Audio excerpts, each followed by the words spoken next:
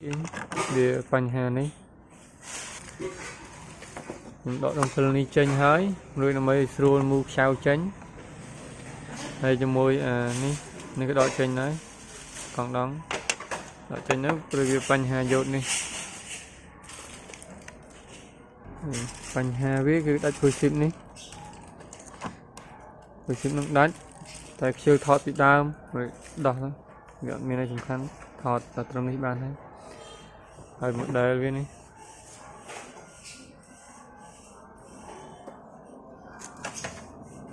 mình hai cái vô trường buồn chẳng lối chẳng đồ vô trường buồn đang trình đó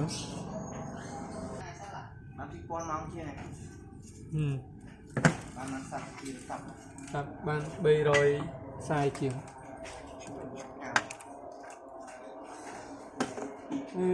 lái ô tô lái ô tô như này rồi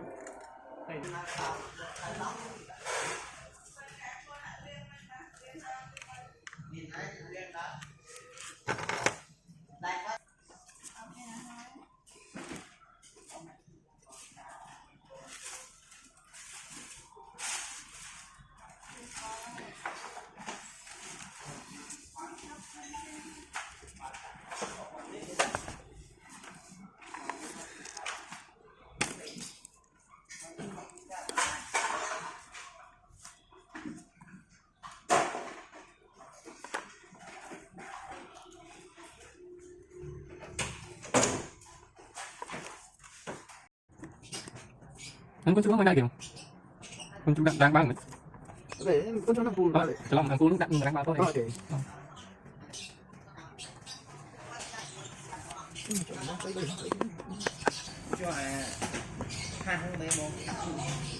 ồ than thế này ấy chúng tôi mơ vậy chúng tôi con này chúng tôi bài đặt này tôi nó một ca nó phải một cho mau mà này ồ tôi đang rồi phải đi du ha giờ nó không phải dân tịch lực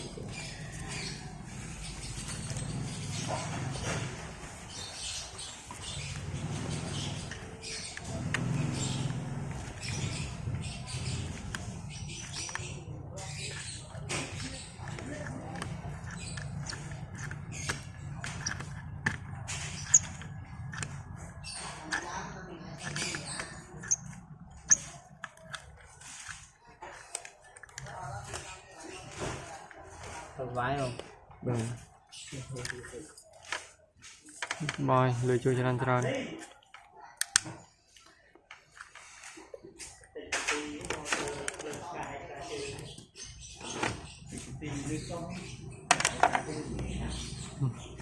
mà đánh công việc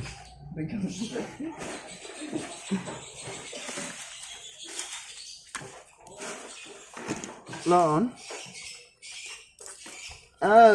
đang ai mong rô mà sao mấy lần mình nghĩ thấy thật mấy rô khơi tiệt phần nào lâu mà xua ôn lại cho tôi tập lại nhảy phần ta ôn thay nó đã từng anh anh men vua phơi vua con chơi năng thật đã từng mình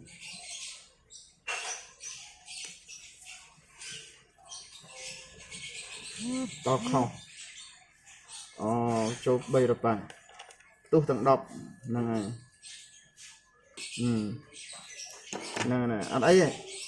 ấy bong taro lại ôn than nào mà đông mà sao say bong đa rồi mấy tôi tập buông phong bọt con phóng như đăng lại sơ su rồi lên lộn phố với ăn miên ta với ăn miên kêu là nàng chẳng ô say trên miên chẳng mở bong taro su màu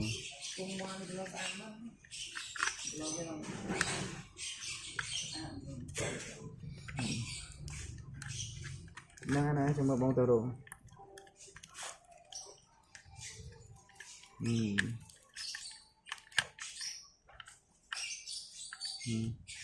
nè chồng ông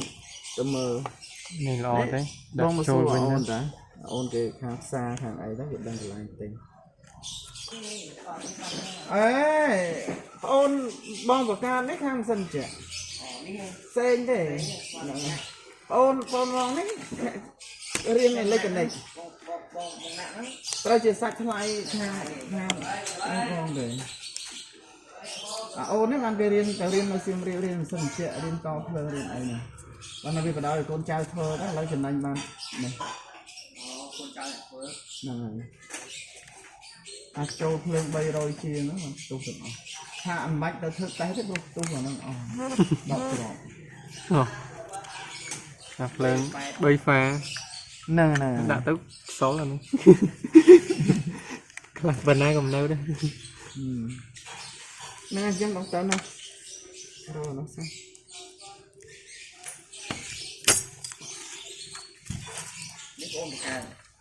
ôm một cái việc hai cho nên tu bao tu được có camera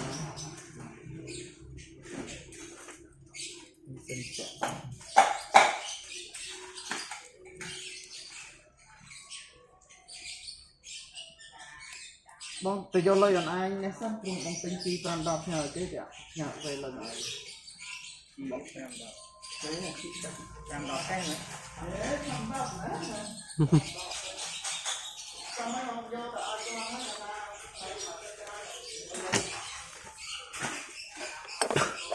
bao nhiêu một cái hay một cái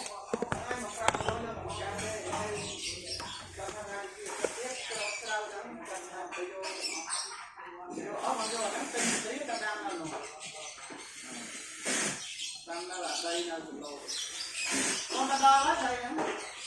đỉnh lỗ lên chân lá hai cái đo cho cái đo là tiêu cái đo để nó đo cho ba hai ba lần làm thôi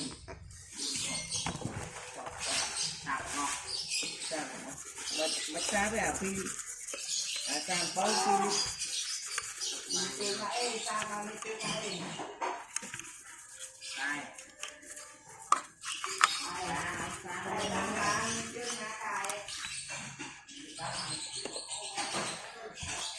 lâu nhưng chắp ra đã kêu này vẫn đọt trên trôi với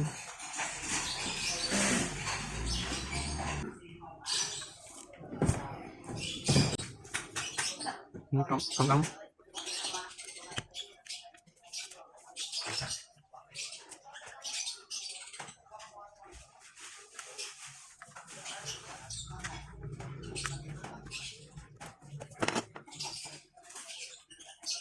có trên những cái sâu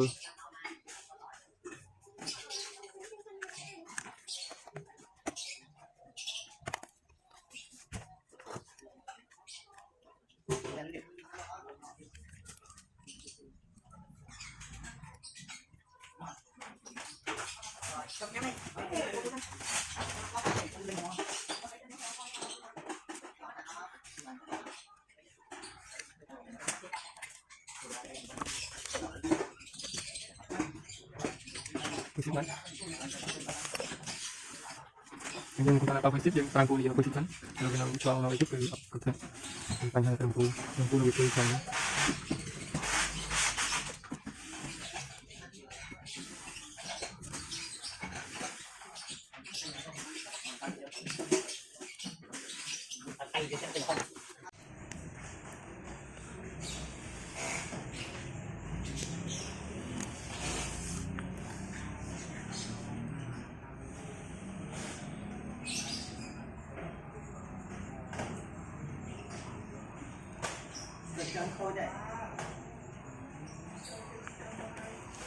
thôi chứ trái hay năng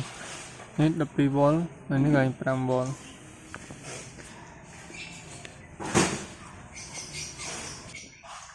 rồi chọc làm tay mời đó những đó đôi chỗ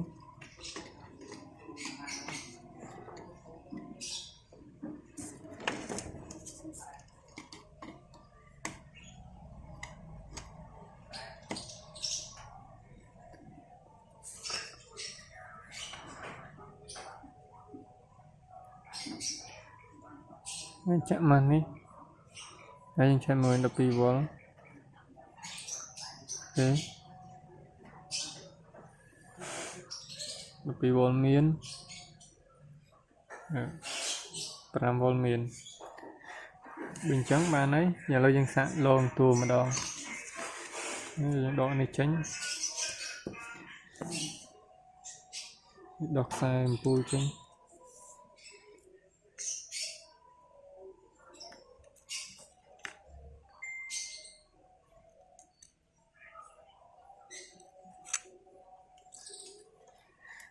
Đi nó làm gì?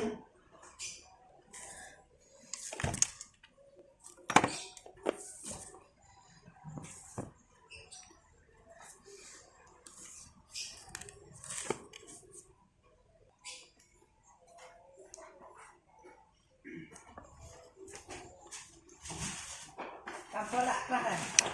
Làm có.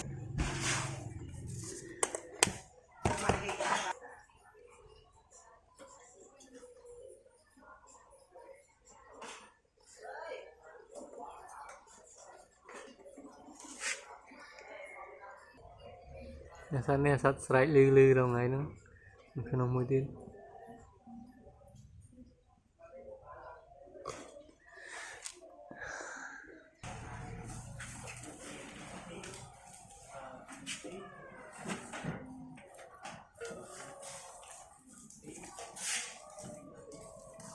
Rồi sạch còn nó đinh muôn nó nè.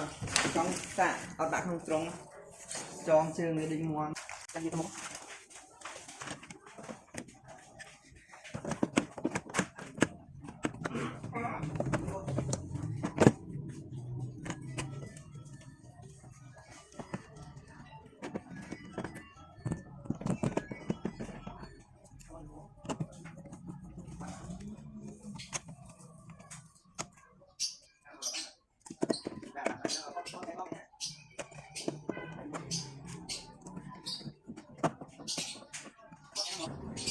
đâu như chắc nó đấy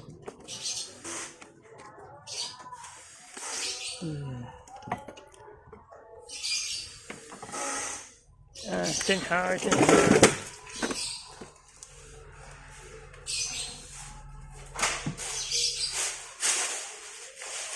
okay.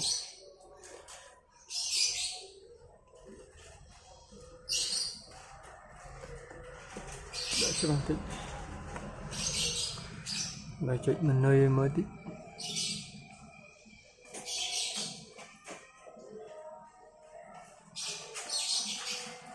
mình đây mình nói nên mình chơi ra hết nên sao nhầm đã nên bị cha nhá vì rụt chẳng này mình nói mình được vòng môi trên hơi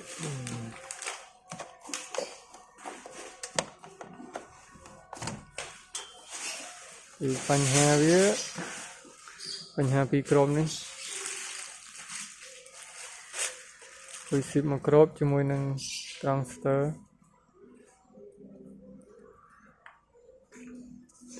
ហើយទូហ្នឹងគឺ model នេះ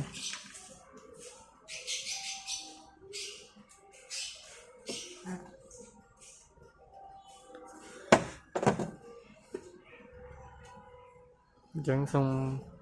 បញ្ចប់វីដេអូទៅប៉ុណ្្នឹងហើយ